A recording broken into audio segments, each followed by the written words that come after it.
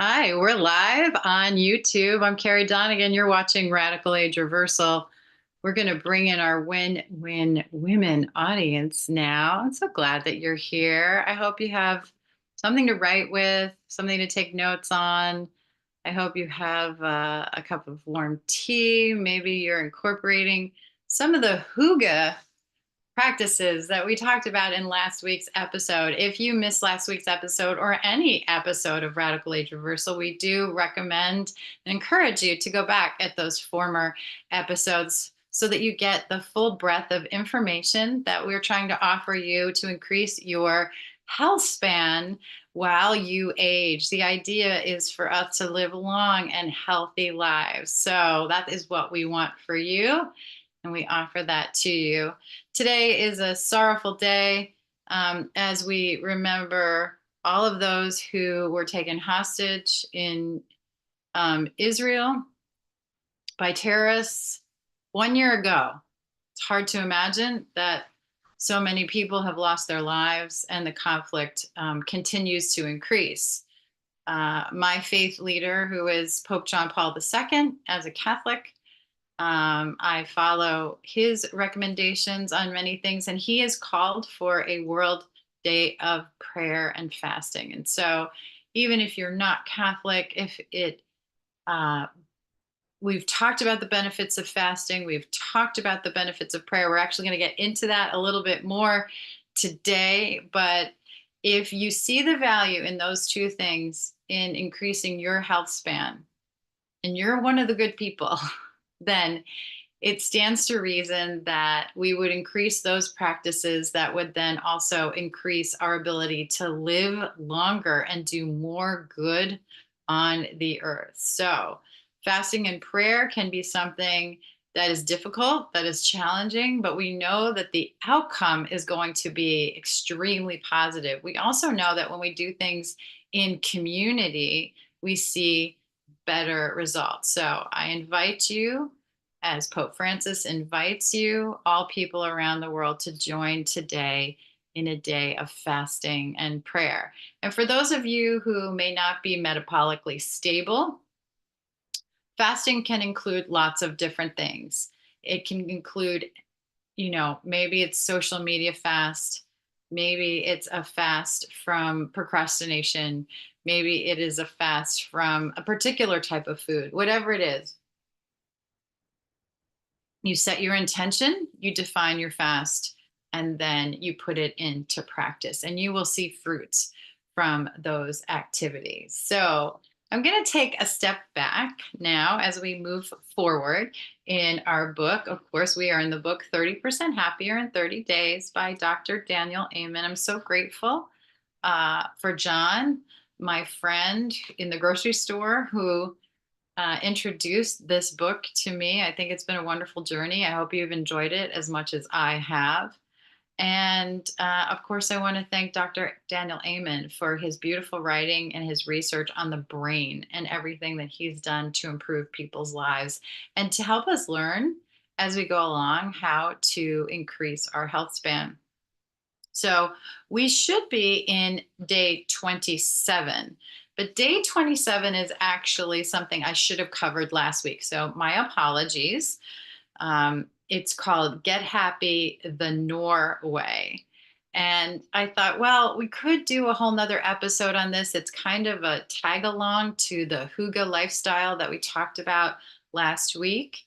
And I think it's better to keep those two chapters together. So I'm going to bridge last week's episode and this week's episode just by generally covering what we talked about. Now, we did talk about the blend Hygge, which is now available from doTERRA in the month of October 2024.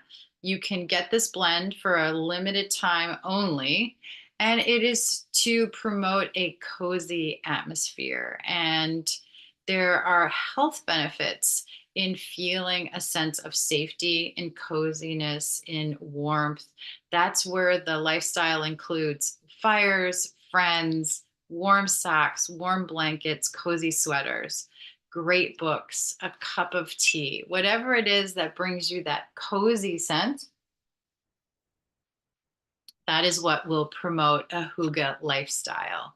Now, the Norwegians also emphasize the importance of being in the outdoors, just like the Japanese forest bathing of Shinrin-yoku, which is something we will talk about as well. The Norwegian idea is called, and I'm going to refer to the book here because I won't remember the word. I don't speak Norwegian, but it is friluftsliv. Friluftsliv. And friluftsliv means to celebrate the outdoors. And the three recommendations, if you have your pencil and pen ready, is to number one, drive outside of your town and walk or take a hike, breathe in fresh air, and appreciate the simple outdoors. Now, I like the change of location in addition to getting outdoors. So it's not just walk outside and get into your backyard, which, of course, if that's the only thing you can do, by all means, make sure that is your practice. But more importantly, I think the idea of adventuring out or venturing out is really important to the human spirit. Number two, go for a dip. So they're saying get wet, get cold. It doesn't matter whether it's winter or summer. The idea of being outside in water is really health giving. Now, for those of you who might be the ice bath wimps like I am, a couple of things that you can do in the winter is to actually just take off your socks and shoes and walk on the ground in your bare feet, not on the concrete, not on the macadam, but actually on the grass or, on a cold beach, whatever the surface, the natural surface is, and connect with the earth. Get those feet on the ground. Obviously, you don't want to do it to the point of frostbite. Watch your circulation, put on some cypress before you do it. You can limit this to like 5 minutes. It doesn't really matter, but the idea is touch the ground with your feet. And lastly, how about a cross-country ski trip? That would be the other suggestion. All right, so that's going to close the chapter on that outdoors hygge lifestyle. And you can see we're drawing from a lot of different cultures in this book, which is great, which shows that it has value across the globe and in all different communities. But today's topic, I'm calling It Takes a Little Faith. And I want to set this up, and he will go into this as well. But I wanted to add my 2 cents to this chapter, hopefully in a way to make this much more inclusive and, maybe non-triggering. I realize for some people, the concept of religion has a negative connotation to it. And that maybe your experiences with the faith community have not been a very positive one. And for some people, it could be actually detrimental or tragic. And for those of you for whom you have suffered in those communities, my deepest sense of sorrow and mourning and outrage is absolutely 100% with you. And what I hope today is that you will be able to maybe open up some of your heart to see the bigger opportunity where faith is concerned, and to not allow the darkness of human frailty and human brokenness and the evil that comes into the world to prevent you from accessing the spiritual needs of your life. When we close ourselves off and we create only a material world for ourselves, we are limiting our ability, and we are also choking off a vital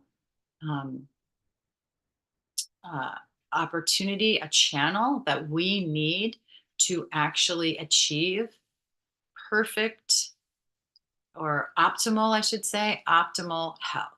All right. Nothing is ever going to be perfect because we're humans, but we can reach optimal health when we access this spiritual component. Okay. So the number one oil for that is always going to be, in my estimation, frankincense. Now you may say, well, frankincense doesn't grow everywhere in the world. So is this really an oil for all people? And I would say, yes, it absolutely is. We know that we don't all live next to a gold mine, right? But gold is valuable. We don't all live next to citrus groves, but we know citrus is valuable.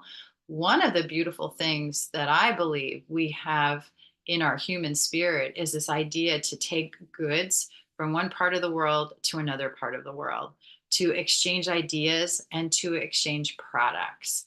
And I happen to embrace that and love that. I love dressing in clothing that's created by people in other cultures. I love beauty of all types.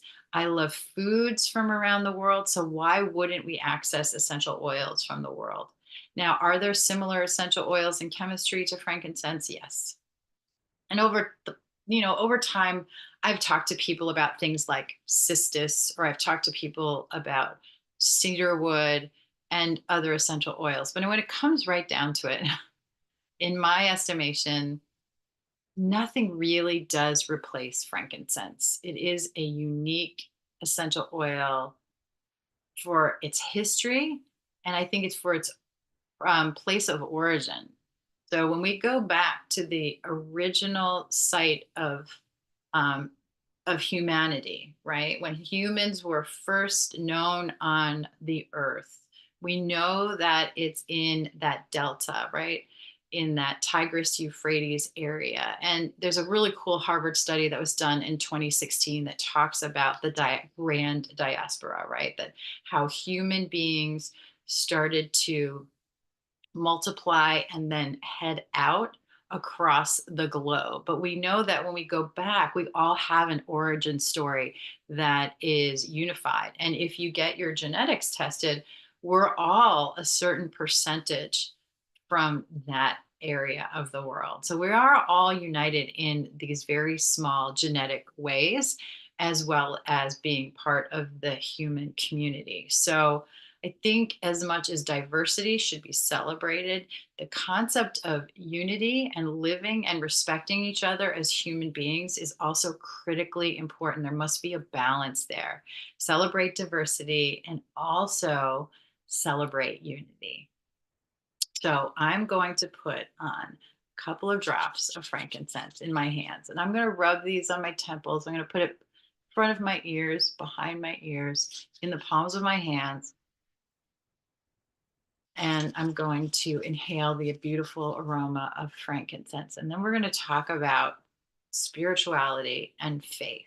Now, to set the scene, I did a little research, so I hope that you don't mind my reading from my phone, but I didn't memorize all of this. But I wanted to actually see, in across the world, like, what does faith look like? Because all of us grow up, if we grow up in a household of faith, we grow up with a certain tradition, but we know that there are other traditions in other religions. And I just wanted to know, like, what faith is out there. Because I think sometimes, depending on your faith, your religion, you may think, oh, faith is actually particular to me and the way I believe, when in truth, actually, faith is much broader. So, just to give you an idea, um, the research I found said faith is central aspect of many religions, often forming the foundation of belief and practice. Some of the major religions that include faith as core elements are Christianity. Faith is fundamental in Christianity, particularly faith in God, Jesus Christ, and the teachings of the Bible. It is emphasized as the pathway to salvation. Islam, faith or Iman, is one of the key pillars of Islam. Muslims believe in the unseen, included belief in Allah, angels, prophets, sacred books, and the Day of Judgment. Judaism, while Judaism emphasizes action and commandments, mitzvot, faith in God and the covenant between God and the Jewish people is essential. The Shema prayer is a declaration of faith in one God. Hinduism, faith in the divine, particularly in various forms of God, such as Vishnu, Shiva, and the goddess, is important. Devotion, I think it's Bhakti, please excuse my pronunciation, often involves faith in the teachings of sacred texts and deities. Buddhism, although Buddhism is more focused on personal practice and enlightenment, faith in Buddha, the Dharma, and the community is important, especially in Mahayana and Pure Land traditions. Sikhism, faith in one God as well, as teachings of the gurus in central to Sikh belief and practice. Sikhs believe in living a life guided by guru teaching and with faith in God's will. Baha'i, faith in God and the unity of all religions is central. Baha'i is belief in progressive revelation of God's will through various prophets, including the founder of the Baha'i faith. Uh, Zoroastrianism, faith in Ahura Mazda is the supreme being, along with belief in the duality of good and evil, essential Zoroastrian practice. Indigenous religions. Many indigenous spiritual practices around the world also involve faith in higher power, spirits, ancestors, or natural forces.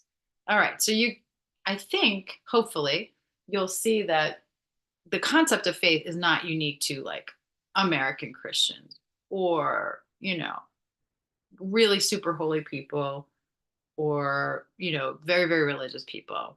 It is really central to people in extremely developed countries, in people of indigenous protected areas, in people in developing nations. It has nothing to do with wealth, power, has nothing to do with education. This is something that is literally programmed, and to use a modern world word, in our hearts, in ourselves. And so denying it to me seems not only impractical, it seems scientifically unfounded, and it also seems to me counterproductive to who we are. And it's also, in my opinion, a disregard or an ignoring of something super fundamental. And if you are fighting against that concept, I believe you will find yourself feeling empty,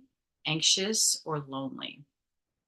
So let's look at what some famous people have said about faith. Martin Luther King wrote, "Faith is taking the first step even when you don't see the whole staircase."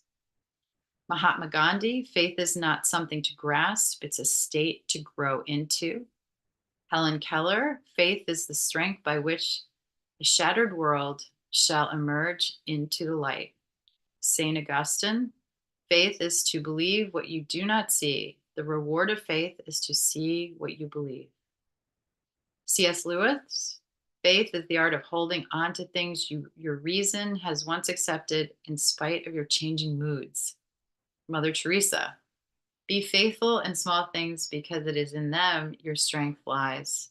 Ralph Waldo Emerson, "All I have seen teaches me to trust in the Creator for all I have not seen." Blaise Pascal, "Faith is different from proof. The latter is human, the former is a gift from God." Pope John Paul II, "Faith and reason are like two wings on which the human spirit rises to the contemplation of truth." And Khalil Gibran, "Faith is an oasis in the heart, which will never be reached by the caravan of thinking." All right, I love those. They resonate very strongly with me. And for some of you, this concept of faith could be very, very new. So allow your heart to be open to it and to see what possibilities can come from it. So let's get into the chapter for today. So that's the spirit, is what he calls this chapter. Even before I started medical school, I believed faith and spirituality were important for developing a sense of wholeness. I wanted to learn medicine in the context of my faith, which was why I was thrilled that I got accepted to the Oral Roberts University in Tulsa, Oklahoma. At the time, ORU was one of the few Christian medical schools in the nation. We were taught not to see patients as their diseases, but rather as whole people, mind, body, relationships, and spirit. Learning to pray with patients, for example, was incredibly powerful. When I did my psychiatric internship and residency at Walter Reed Army Medical Center in Washington, D.C., I taught a course on spirituality and psychiatry to the other residents and hospital staff. In most medical schools, spirituality is nowhere to be found in the psychiatric curriculum. Sigmund Freud, the founder of psychoanalysis, was an atheist who described religion as universal obsessional neurosis, and science, really serious enemy, unworthy of belief. Yet, according to psychiatrist Harold Koenig, director of the Center for Spirituality, Theology, and Health at Duke University Medical Center, 89% of Americans believe in God. 90% pray on a regular basis, and 82% acknowledge the need for spiritual growth. Psychiatrists should understand those beliefs, work within their context, and never diminish or dismiss them. They should explore supporting a person's deepest sense of meaning and purpose. Science is beginning to catch up to the importance of spirituality in people's mental health and well being. For example, research has shown that attending religious service on a regular basis and daily prayer are associated with many health benefits, including a decrease in risk of stress, depression, addiction, hypertension, and heart disease, and an increase in forgiveness, self control, longevity. That's our one, right? That's the one we're focused on here. Happiness and life satisfaction. Without faith in our lives, we would be like a four legged stool that is missing one leg. So, how can you foster a closer relationship with God? Number one, and here's the points that he has for this chapter. Number one, spend time in scripture. Knowing God's promises and obeying his commands are essential to a healthy spiritual life. If you think about it, the scriptures are a roadmap for how we are to communicate with God and each other. They direct us in how we are supposed to live. And as I said before, there are a lot of different spiritual teachings. For me, the truth is Christianity. For others, the truth may be something else. However, I think it's important to be grounded in the writings that go back thousands and thousands of years. Look for something that has stayed the course of time. Anything that's kind of died out over time may not be as true. But of course, if spirituality is something new to you, then going on a journey of discovery is exciting and necessary. If we stray from the word, we forget his promises. Then, just like a driver without GPS, we will get lost. Meditating on God's word helps us to stay the course, and it brings us closer to him. Number two, pray every day. In Matthew 11:28-29, Jesus encourages us to let go of our burdens and rest in him. And there's no better way to do that than to spend time praying and quietly meditating in his word. I want to talk a little bit about prayer because there's lots of ways to pray. There's prayers of petition, which I think most of us are pretty familiar with, like when disaster strikes and you're like begging for mercy or begging for help, right? Those are prayers of petition. Also, those of us who live a health span longevity lifestyle often spend time in gratitude, whether it's a gratitude journal or just being thankful in a moment, being thankful for your food, to be thankful for the resources around you, to be thankful for your family and friends, for the sun in the sky, for a good day. We can go on and on and on, whatever it is. But living in a state of eternal gratitude is also a type of prayer. But I think one of the things that we can also do is just to sit quietly in silence and open our hearts and see what we hear when we ask for wisdom, when we ask for peace, when we ask for those elevated concepts that can seem so fleeting in the world. And I think what you'll start to understand is that there is a voice in your heart that is connected to something much greater than you. And how do you know that? Because thoughts may come into your head, I think that are not traceable, not easily traceable to something in particular. Now, if you're sitting in a meditative state and your mind starts to wander, right? And you say to yourself, well, I sat down to pray and meditate, and I ended up writing a grocery list or a to-do list, or what women talk about all the time in prayer, their biggest distraction is they go over conversations. Women are very relational, right? And so you may have had an argument with someone or may have had a positive interaction with someone. It doesn't have to be negative or positive. And your mind will start to actually go over that conversation again. Men actually have an easier time of allowing their minds to kind of settle and clear. They are a little bit better. What we've studied is they're a little bit better at disconnecting from what's going on in other parts of their life and just really being present.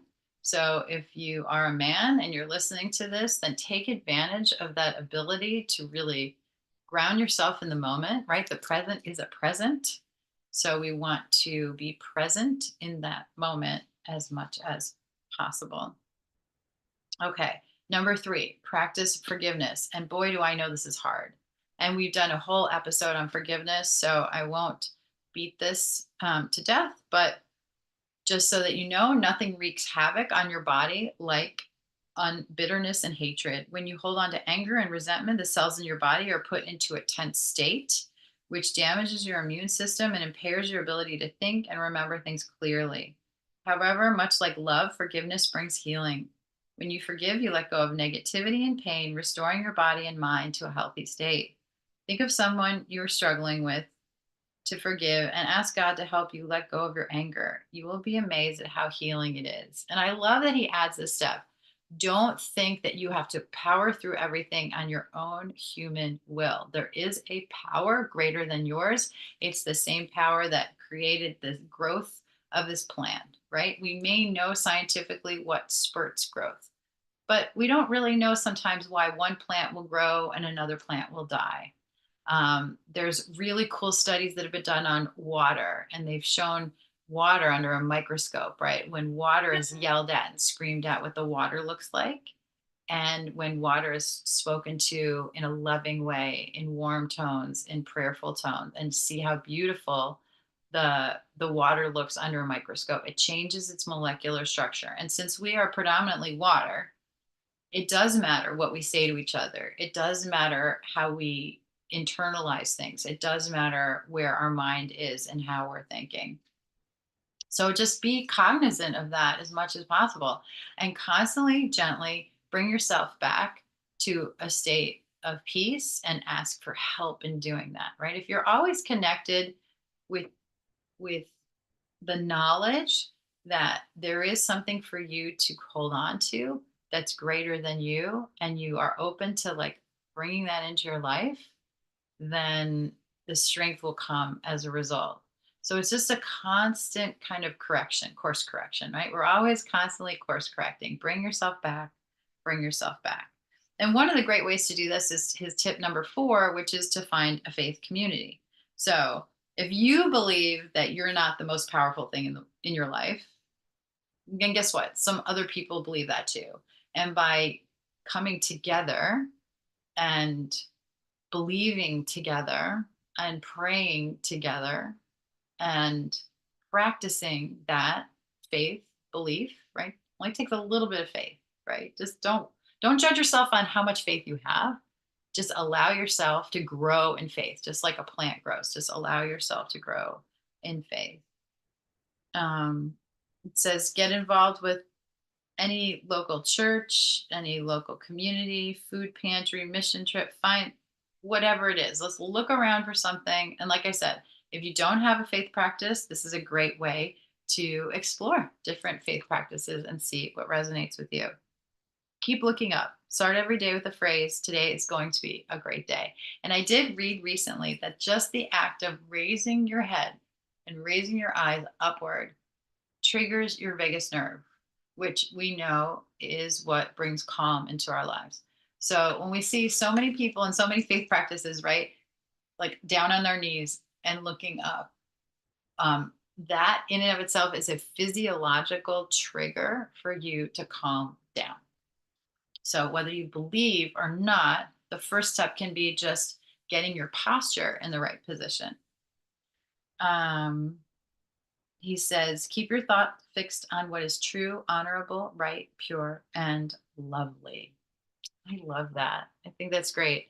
I'm a little bit sad because we're getting to the end of this book, and I will have to. I'm going to look into. I have some exciting resources that we're going to do coming up, but I will be sad to see this book go. It's been so helpful for me. I hope it's been helpful for you. We did use the full 30 minutes today. Thank you for your time. I so appreciate it. I know how valuable it is. I hope you've gotten a few nuggets out of today's presentation, and I will see you next week on Radical Age Reversal. Have a great week.